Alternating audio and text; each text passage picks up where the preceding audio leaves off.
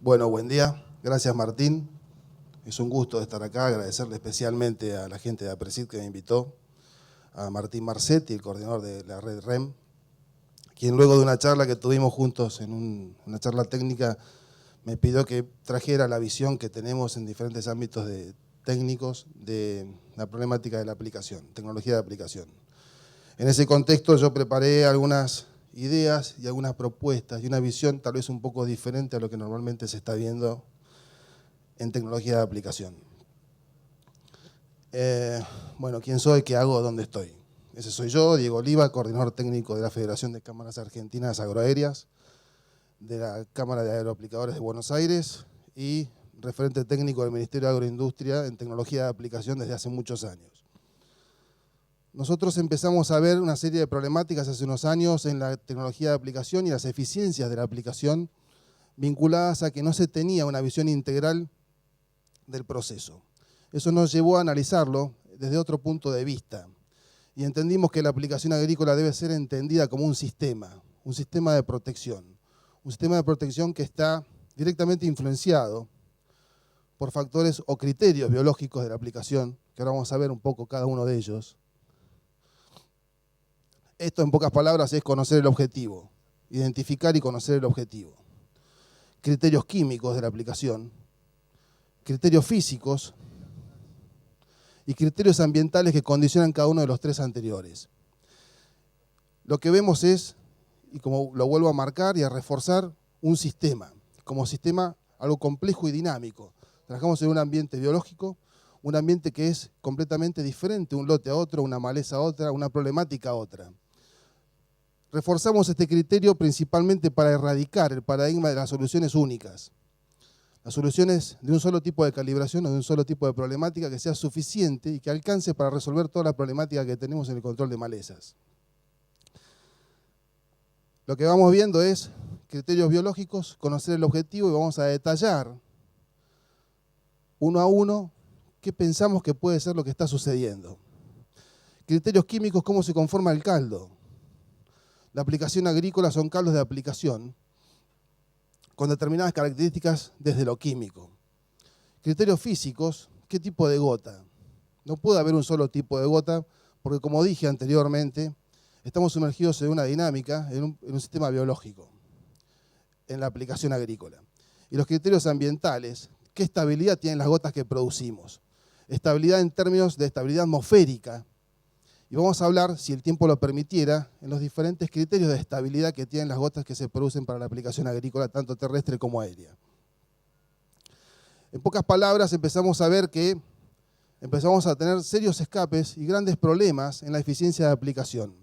Y analizamos qué sucedía en cada uno de los casos y hicimos un protocolo o un listado de los problemas recurrentes. Desde lo biológico lo que vimos fue principalmente que objetivos difíciles, malezas difíciles, deberían tener adecuación de paquetes tecnológicos específicos. Cuando digo esto se aplicó en la adecuada ventana de aplicación. ¿Era realmente la maleza tan sensible como suponíamos que era en el momento que se aplicó? Esa maleza estaba en situaciones de estrés o situaciones de confort. ¿Estaba visible o no visible? Y vamos a ver cada uno de los casos, algunas de las pericias. La maleza tiene barreras químicas, tiene barreras físicas. ¿Cuánta área foliar tiene? Obviamente, si no tiene área foliar, no es posible que haya control. Puede haber combinación de limitantes. Miren, vamos a ver algunas fotos. Ventana de aplicación. Todo el mundo sabe que CONISA tiene diferentes momentos de aplicación y tiene que ver con el momento de monitoreo y de decisión de aplicación. La primera fotografía acá a la izquierda. Por supuesto que no va a ser igualmente susceptible en este estadio que en este. Además, aplicaciones en estrés o en confort. Es interesante mirar hacia adentro, porque en realidad la propuesta que estamos viendo es que desde los criterios técnicos, lo que está sucediendo en un ámbito muy amplio de la problemática, es que los profesionales hacen un adecuado monitoreo, una adecuada recorrida, una adecuada evaluación del problema, hacen una adecuada prescripción en virtud a qué droga y qué ingrediente, qué dosis y qué ingrediente activo usar. y no se da un paso más en explicar cómo aplicarlo. En general, la aplicación agrícola está terminando, en general, no digo que sea una constante en todo el país o en todas las regiones, la decisión de cómo aplicar termina en manos de un operario que suele no tener el manejo de variables que debería tener un profesional, cómo aplicar. Entonces los profesionales terminamos siendo especialistas en prescripción, en qué droga y en qué dosis. Ahora, deberíamos analizar también los criterios biológicos. La maleza a controlar estaba en situaciones de estrés o de confort, y esto lo muestro porque en mi zona, yo soy del centro de la provincia de Buenos Aires, centro-sur, es muy común trabajar con muy bajas temperaturas, heladas como ven acá a la izquierda, o con excesos de temperatura en verano en otros lugares, ¿no? ¿Qué posibilidad de absorción puede haber en el objetivo si está en pleno estrés? Podría nombrar también las situaciones de pastoreo, ¿no? Estrés mecánico, que nos mandan a controlar en un verdeo y después no hay efectos en los verdeos, pero estaba siendo pastoreado, estaba en estrés. Hay muchos casos que debemos analizar en profundidad. ¿O qué tan visible está el objetivo? Y nos planteo hacia adentro, hacia los profesionales. ¿Cuántas veces realizamos prescripciones de aplicación preemergente residual cuando el objetivo no está visible? ¿Cuál es el objetivo de un preemergente residual? La materia orgánica. Y tenemos rastrojos de alta cobertura, como esos casos que ven ahí. ¿A dónde estamos tirando los preemergentes? ¿A dónde? Si el objetivo no está. Y si estuviera, ¿con qué tecnología de aplicación habría que aplicarlo? ¿Con qué tamaño de gota? ¿Con qué tipo de estabilidad? Tener en cuenta los criterios biológicos hace que la eficiencia global del sistema arranque bien o arranque mal. Esto que ven acá, recomendaciones de barbechos con preemergentes, y son barbechos de altísima cobertura. Algo muy común. Después dicen, no, los preemergentes residuales tienen poca efectividad. Y en realidad se pudo llegar al objetivo. Barreras químicas, cutículas cerosas, y acá hay un montón de ejemplos que charlar. Amaranthus, bueno, un montón de ejemplos. Ryegrass, Amaranthus, el cebollín. Son barreras químicas, es decir, malezas que están o tienen condiciones desde su cutícula diferente a otras. Ni mejor ni peor, diferentes. Esto hace que debamos conformar el caldo y la tecnología de aplicación y el tipo de gota a realizar de una manera específica si esperamos controlar este tipo de malezas. Malezas con escaso área foliar, índice de área foliar, como muestro ahí. Disticlis, pelo de chancho. Hay muchas, pajonales, hay muchas. Llegamos a instancias de control cuando hay poca hoja fotosintéticamente activa. ¿Qué posibilidad de absorción y translocación puede haber en una problemática como esa? Lo que vengo a proponer es analicemos el contexto general, en forma integral. Es un sistema de protección, y estamos mirando solamente lo biológico. Las limitantes que podemos tener desde lo biológico. Finalmente, los tricomas, barreras físicas. ¿Qué hace la barrera física? Bueno, el pelo. El pelo hace que la gota se quede pegada en el pelo y se evapore en el pelo y no haya contacto sobre la lámina. Si el caldo no está acondicionado, que es lo que luego vamos a ver. Y qué tipo de gota estamos usando, además. Acá entraría también, además de gonfrena, el caso de coniza, malezas con tricomas. Muchos tricomas. Entonces la lógica de control o de objetivo de control debería pensarse también desde lo biológico, claro. No solamente desde lo que normalmente se piensa, es cómo se aplica tantos litros. Hay mucho más que tener en cuenta. ¿Qué pasa con lo químico? ¿Cómo se conforma el caldo? Algunos criterios químicos. Principalmente trabajamos con agua. También trabajamos con ingredientes puros o combinados, polidrogas. La lógica del trabajo actual, ¿no? Ahorrar pasadas y hacer tanques con polidrogas.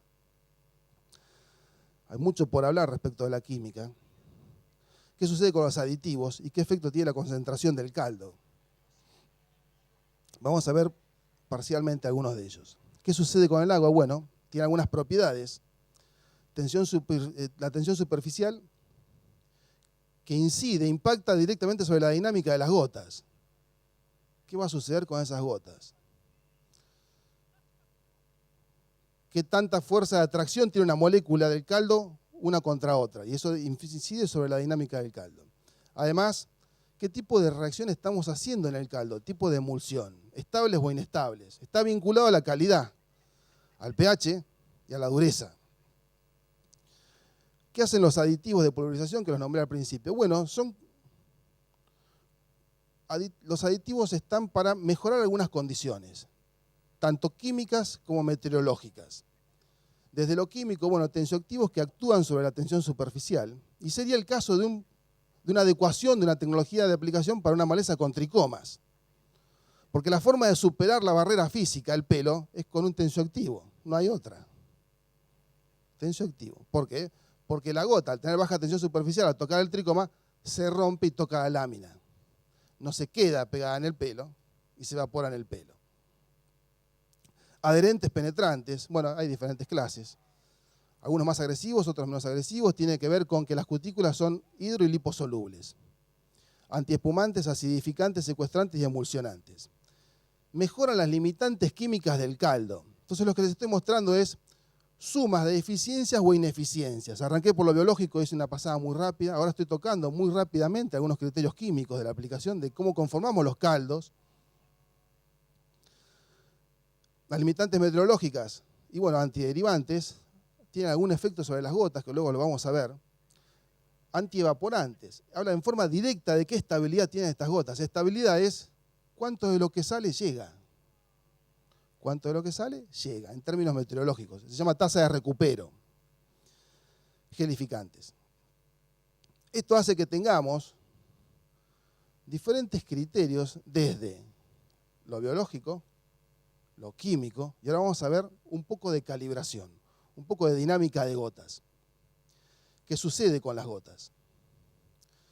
Lo importante es, y vuelvo a remarcar el criterio, analicemos la problemática en forma integral como un sistema, no como una receta universal, no como un solo tipo de calibración, considerando los 4 criterios. ¿Qué sucede con la dinámica de las gotas? Bueno, se producen a partir de las pastillas o boquillas. Las boquillas tienen diferentes propiedades, producen gotas de una determinada calidad o diámetro volumétrico medio, que es lo que dice ahí, de una determinada uniformidad. Y a partir de esta uniformidad, principalmente uniformidad, y también de la calidad de producción, de elaboración de gotas, será el recuento de impacto que logremos. Y en función de eso, recién el caudal. No al principio el caudal. El planteo técnico que normalmente estamos haciendo los ingenieros es una gran prescripción, monitoreo y detección de la problemática, buena prescripción respecto de qué droga y en qué dosis, y terminamos hablando de caudal. Cuando el caudal debería ser la conclusión de una secuencia lógica de razonamientos, vinculado a todo lo que estaba diciendo, biológico, químico, y ahora vamos a ver lo físico y lo ambiental. Además, las pastillas tienen códigos. Esos códigos responden o corresponden a una nomenclatura internacional, una norma ISO internacional, que es la norma 10625, donde habla de un ángulo de ataque determinado y de un caudal teórico en galones por minuto. Esa información que ven en las pastillas, que dice ahí, ABI, tipo de pastilla, que ahora luego vamos a ver, ISO, es la norma internacional 110.02. Habla de un ángulo de ataque de apertura determinado y de un caudal teórico. Ahora falta una variable de análisis ahí. Eso que muestran ahí es a una presión constante, que lo fija la norma internacional, que en realidad lo que dice es, a esa presión constante, esas pastillas es cuando más uniformes son, cuando mejor funcionan, para que se entienda en términos de eficiencia, cuando menor espectro de gota tienen, cuando las gotas son más uniformes unas entre otras. Esa presión constante son los 40 psi, o 2.8 bares. Esa norma internacional que ven ahí, la 10625, dice que de acuerdo al tipo de pastilla, es el tipo de gota que vamos a producir, a una presión constante. Entonces, el paradigma del trabajo vinculado a la calibración tiene que ver con esto. ¿Qué sucede si mantenemos una presión constante apuntando a una alta calidad en criterios de uniformidad? 40 psi o 2.8 bares. Y si necesitamos hacer otro tipo de calibración, por la condición en la que estamos, meteorológica principalmente, cambiamos el tipo de gota por el tipo de pastilla, no por presión. ¿Por qué? Porque apuntamos a aplicaciones de calidad y uniformidad. Eso nos da la posibilidad de entender que tenemos diferentes tipos de aplicaciones desde gota fina, muy fina, a gota más gruesa. En esta escala cromática, que ven que lo fija la norma internacional, está la calidad y el riesgo. Calidad de aplicación y riesgo de deriva, de exosderiva. Endo y exosderiva. Luego vamos a ver qué es esto. Hacia la gota más fina está la calidad, por posibilidad de impacto a un caudal constante. Y hacia la gota más grande está las eficiencias en el control de las derivas. La propuesta que hacemos y que entendemos que se debe empezar a fortalecer como criterio técnico es, debemos empezar a manejar los 3 tipos de gotas, por lo menos 3 tipos de gotas, de acuerdo al tipo y la problemática, tipo de aplicación y problemática que debamos resolver. Desde un tipo de gota fina a un tipo de gota media y a un tipo de gota gruesa. En realidad necesitamos de los 3 clases de gotas, necesitamos por lo menos de 3 clases de pastillas, si la presión es constante. Y apuntamos a la presión constante en términos de calidad, de uniformidad de aplicación, por lo que dice la norma internacional, la 10625. Además, al mantener la presión constante, lo que hacemos es tenemos perfectamente definidos los overlaps o solapamientos mínimos entre una pastilla y otra, que está vinculado a la distancia entre picos y a la altura del objetivo. ¿Qué estoy diciendo? ¿Que puede haber más de un tipo de solapamiento o puede haber solapamiento nulo? Sí, las dos cosas, de acuerdo a cómo esté configurado el botalón. Vamos a ver algunos casos que dicen en función a la distancia entre picos y a la altura del objetivo. Por supuesto que todos comprendemos que los objetivos no tienen la misma distancia. A ver, si el objetivo es hacer un control de enfermedades de hoja en cereales de invierno, no es lo mismo que si el objetivo fuese un preemergente residual o una enfermedad de fin de ciclo en soja. Está a diferente altura el objetivo, altura del botalón. Lo que estamos viendo es que puede haber más de un tipo de solapamiento, sí. Simple, doble y triple, como se muestra ahí. Simple, por escala de color, doble y triple. Significa que en un punto fijo puedo recibir gotas, en el solapamiento triple, desde 3 boquillas. Ahora, ¿qué pasa con la distancia entre picos? Miren, a 35 centímetros, 52 y 70, que es lo que en general se ve en el mercado. El criterio general nos dice que el menor riesgo está en 35. ¿Riesgo en qué sentido? En que es muy simple, es muy fácil tener un solapamiento simple, que no queden lotes rayados. Primer tema. Segundo tema, que la propuesta de configurar los botones a 55 nos da la cintura suficiente de trabajar con diferentes caudales. Cosa poco probable si el equipo está configurado a 70, como este caso de acá. En donde estamos primero obligados a trabajar a una altura mínima para lograr solapamiento, mínima de solapamiento, mínima, desde 55 centímetros el objetivo, por estar a 70 centímetros entre picos, bastante riesgoso en términos ambientales y en términos de derivas, las propuestas de configuración a 70, y bastante limitada la posibilidad de calibración en función a los caudales de aplicación si está configurado a 70. Finalmente, ¿por qué propongo esto? Porque existe una tabla de los años 60, que es la tabla propuesta de la FAO, donde dice que la actividad biológica de una aplicación está directamente vinculada al recuento de impactos mínimos por centímetro cuadrado. En un rango que va de 20 a 70 impactos por centímetro cuadrado o gotas por centímetro cuadrado, de 20 a 70, eso nos da o nos asegura la efectividad del control, más allá de la concentración del caldo. Hay que desarticular esta lógica que se propuso en algún momento, que la concentración del caldo podía tener algún efecto sobre la actividad biológica de la aplicación.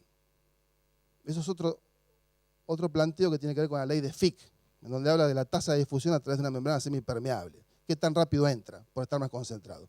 No en la efectividad biológica del caldo.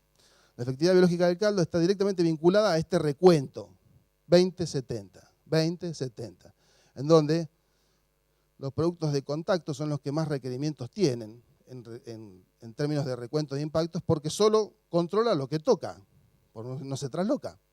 Los sistémicos, menos requerimientos. En esta lógica y vinculado a una propuesta inicial de calibración, podríamos decir que Herbicidas volátiles deberían tener inicialmente un tratamiento o una calibración de gota más gruesa. Gotas medias, herbicidas de polidrogas, y gotas finas o monodrogas, reservarlo única y exclusivamente para aplicaciones de fungicidas o insecticidas. Luego veríamos por qué. ¿Qué lógica tiene esto? Además, debemos empezar a hablar. Voy media hora. ¿Cómo voy, moderador? Bien, perdón, tengo que consultar por los tiempos. Todavía no tocamos las variables meteorológicas o atmosféricas que condicionan toda la calibración que estamos viendo y por ende la eficiencia del control de la maleza que debemos solucionar. ¿En qué términos analizarlo? Bueno, principalmente en la estabilidad. Los criterios ambientales de la aplicación nos van a dar una idea bastante cabal respecto de cuánto viven las gotas. En términos de endo y exoderiva. Endoderiva es que no se evaporen. Y esto tiene que ver también con los paradigmas o la idea de un solo tipo de calibración de gota fina. En general, la aplicación agrícola tiene pocas, es decir, en el ámbito de trabajo, pocas posibilidades de regular desde lo químico el caldo. Tiene que ser principalmente desde lo físico, qué tipo de gota y qué tipo de pastilla hacer. Para evitar la endo y la exo. Endo es que desaparezcan y exo que se desplacen del objetivo. Queremos ponerlo en un lugar, por intensidad y dirección del viento, se desplazan. Eso es exoderiva. Tiene que ver con la temperatura del medio ambiente, la humedad relativa al ambiente. Delta T, ayer escuché una charla que hablaban del delta T, que es la relación temperatura-humedad. Tampoco es suficiente, pero bueno, sería para un debate. Dirección e intensidad del viento. ¿Qué pasa con el diámetro de las gotas, tamaño de las gotas y estabilidad atmosférica? Obviamente, al no tener posibilidad de mejorar la condición química del caldo, solamente nos queda mejorar la estabilidad de la gota, durabilidad, que se entienda lo que digo, en función al diámetro, al tamaño de gota. Porque una gota que es más grande tarda más en evaporarse porque necesita absorber más energía del ambiente. Es simple el planteo. Entonces, si estamos trabajando en una condición de alta temperatura y baja humedad, las tasas de recupero para disminuir la endoderiva está directamente vinculado al tamaño, gota media por lo menos o gota grande, si es que no vamos a mejorar la condición química del caldo con un antievaporante. ¿Se entiende el planteo? Ahora, ¿es posible saber cuánto se pierde en función del diámetro? Claro, está medido. Se midió hace varios años, en los 70, en el Instituto de Investigación de Uruguay, de Tecnología Aérea, de Aplicación Aérea, y sabemos que, se van a sorprender, las gotas muy chicas no viven nada. ¿Cuánto viven? Nada. Segundos. Entonces, si la gota no vive, desaparece, ¿cómo puede haber? ¿Qué lógica puede haber detrás de buscar un control por gota chica?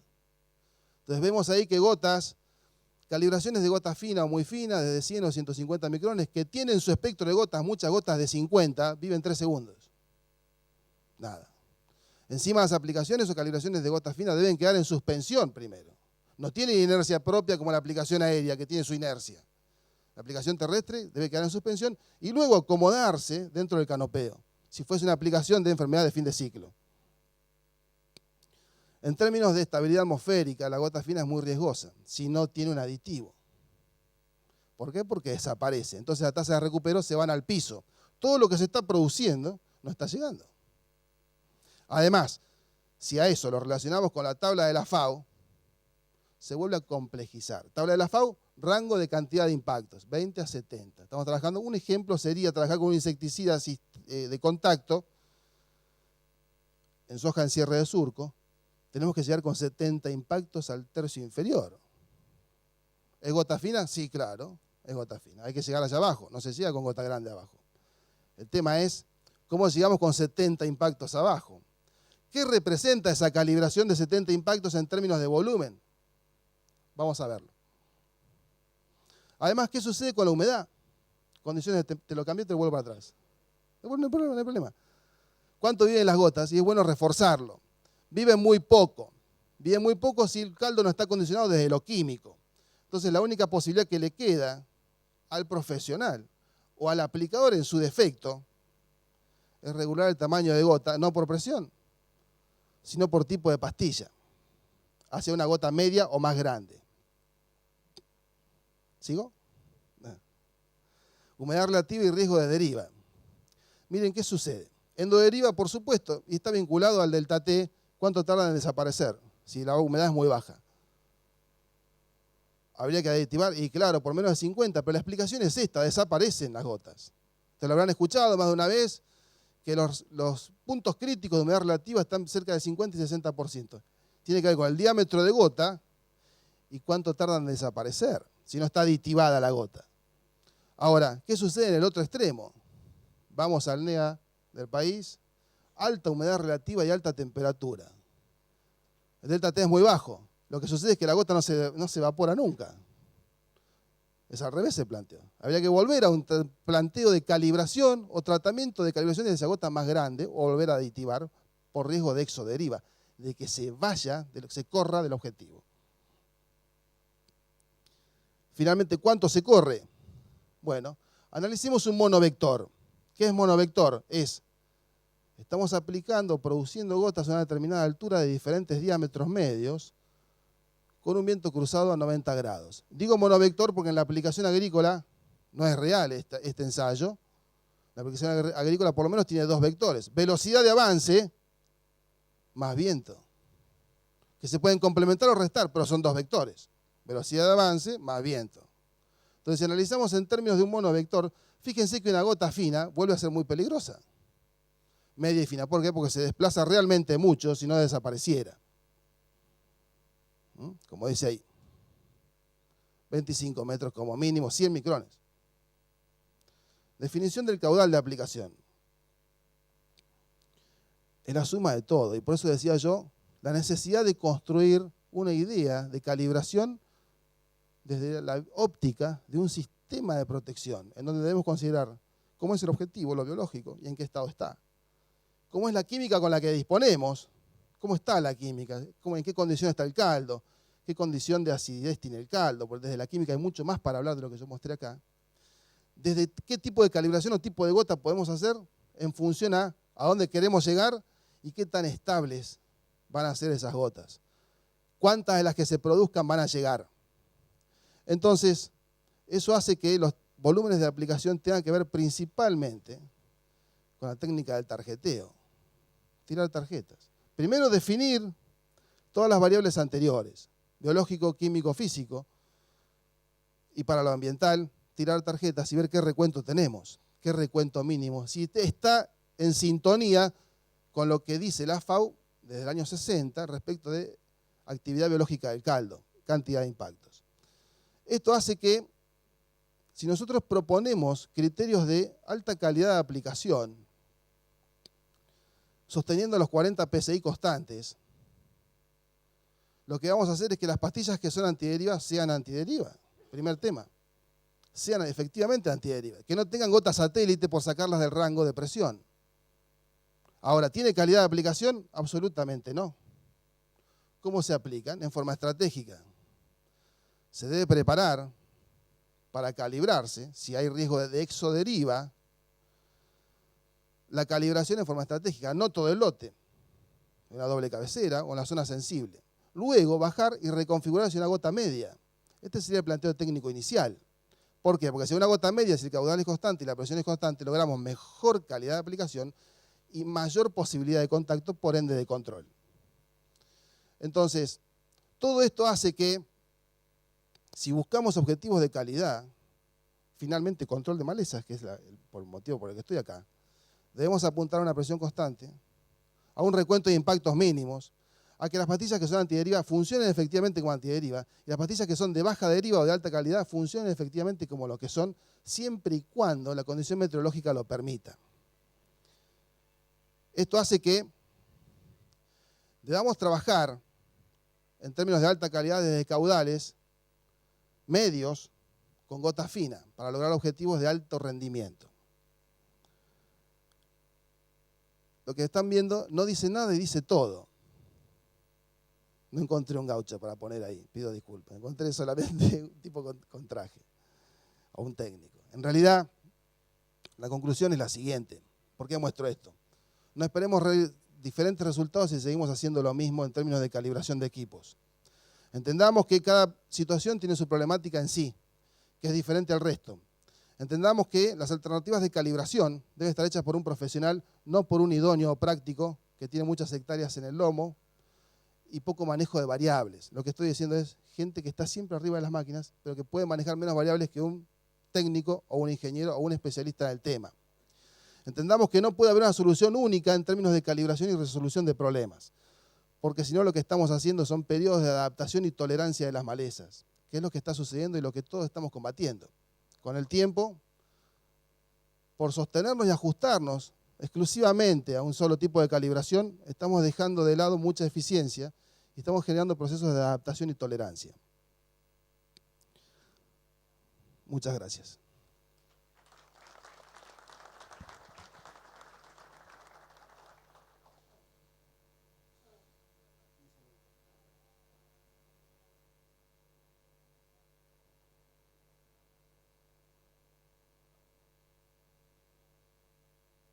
Hola. ¿Alguna pregunta?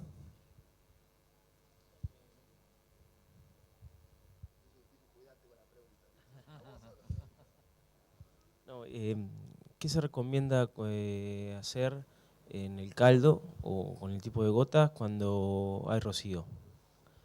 Muy buena pregunta, gracias. Mire, el tema es el siguiente. Necesito volver un poco atrás en la presentación. Pero no lo tengo, te lo comento. En realidad el rocío es una atmósfera saturada. Se inicia a partir de una atmósfera saturada y el punto de rocío se da por un salto térmico hacia abajo. Baja bruscamente la atmósfera saturada, la temperatura, se condensa y forma gotas. El planteo de calibración es exactamente opuesto a si está formada la gota ya sobre el objetivo, a que si no está formada sobre el objetivo. Lo que estoy diciendo es, en la aplicación aérea, que trabajamos con gotas muy finas, buscamos que exista el rocío formado. ¿Por qué? Porque lo que hace la gota fina es tocar y pegarse. Tocar y pegarse. La gota media patina, toca y patina, se complementa y patina. Entonces, el planteo de calibración es, si la atmósfera está saturada y todavía no condensó y se formó, la calibración debería ir hacia una gota media o gruesa para que efectivamente caiga. Que no tenga desplazamiento, porque no se termina de evaporar, que es lo que decía hoy, altas humedades relativas. Ahora, si la gota ya se condensó y se formó, está sobre el objetivo, hay que ir hacia un tipo de gota media a fina. Son dos calibraciones absolutamente diferentes. Ahora, ¿se puede trabajar con rocío formado? Sí, hay que saber cómo, como en todo, para no hacer macanas. Es algo parecido a la pregunta de ¿se puede aplicar de noche o de día? Desde términos biológicos, los vegetales de noche respiran, sacan. De día absorben. Entonces nosotros lo que debemos hacer es, si vamos a aplicar con situaciones de poca luminosidad, es lograr la mayor estabilidad de esas gotas y aditivarlas. Es algo similar. ¿Rocío sí? Sí. Hay que saber cómo. ¿Rocío o atmósfera saturada se puede trabajar? Sí. Obviamente hay que saber cómo para no hacer macanas.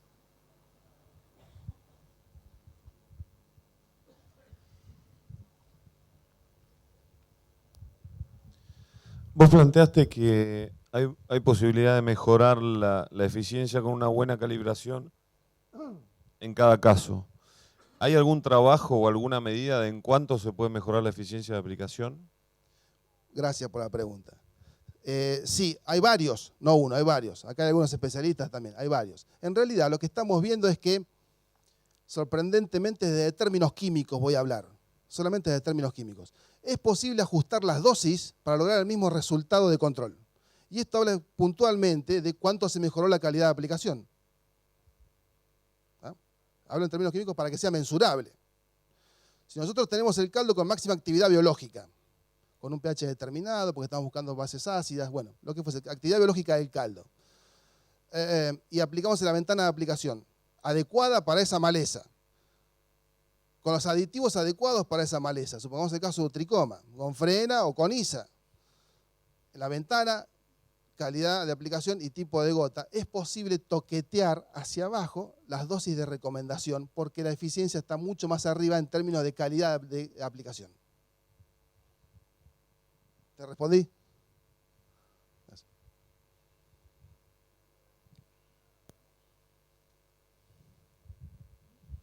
Buen día. Buen día. Una consulta. Soy uno de los que gusta trabajar con gotas finas a pequeñas por el tema penetración y uniformidad. Pero en mi zona tenemos problemas con inversiones térmicas a la mañana y a la tarde. Me gustaría que me explique técnicamente si por temperatura al final de la tarde y poco viento, ¿cuál es técnicamente la inversión en la mañana, cuando el rocío se queda a 1 metro del suelo, y en la tarde cuando el polvo también se queda a 1 metro del suelo, porque hay poco viento, poca humedad o diferencia de temperatura, cuando es mortal aplicar, ¿cierto? Gracias por la consulta. La recomendación es, no hay viento, no se aplica. ¿Por qué? Está directamente vinculado a la posibilidad de inversión térmica. Cuando hay inversión térmica se queda una capa de aire tibio entre 2 capas de aire fría. Esa capa de aire tibio entre 2 capas de aire fría hace que la gota no se evapore y quede en suspensión. Ahora, sobre todo si usted trabaja con gota chica, debe ser extremar las medidas de precaución en su criterio de calibración. La conclusión es, ¿se aplica sin viento? No, no se aplica sin viento, pero principalmente por esto, por el riesgo de inversión térmica. Obviamente, esa capa intermedia de aire tibio o cálido se vuelve a mezclar cuando vuelve a haber una corriente constante de viento. Por eso el criterio es que no se aplica sin viento. Ahora, no hay forma de corregirla la inversión. Si usted me dice, mire, yo voy a aplicar con un diámetro medio más grande, desde 350 micrones para evitar la inversión térmica, es técnicamente insuficiente. Porque usted tiene que saber que inclusive trabajando dentro de la norma internacional IRAM ISO 10625, 2.8 bares, 40 PSI, con una pastilla antideriva, esa pastilla produce gotas finas también, que se llama gota satélite, inclusive a 2.8 bares. Miren lo que estoy diciendo. La pastilla antideriva también produce algunas gotas finas. Esa gota fina queda en suspensión en inversión térmica. Entonces, ¿cuál es la conclusión? ¿Se trabaja con inversión térmica? No se trabaja, no hay cómo corregirlo. Disculpe, la inversión de la mañana y de la tarde es lo mismo, es la capa fría en medio de 2 calientes. Es lo mismo, lo que cambia es la saturación atmosférica. Es distinto, la cantidad de humedad que hay en el ambiente. Es lo mismo. Ok, muchas gracias.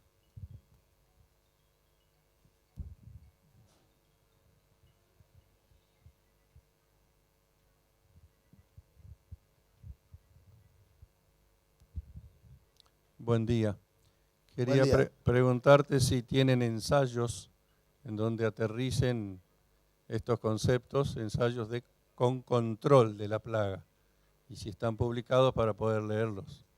Mire, gracias por la consulta. Hay algunas cosas que estamos haciendo en la red, en la zona de Necochea, con la red de REM, de malezas. No sé si está acá Esteban, no lo veo. Bueno, Esteban Bilbao, que es el que las coordina. Estamos trabajando puntualmente en esto, en efectividad del control sobre malezas muy complejas por relaciones de índice de área foliar y cutículas muy celosas como es el regras anual. La información que teníamos está encriptada, por decirlo de alguna manera. Se va a empezar a hacer pública a partir de este año. Va a haber a partir de este año, en la red REM.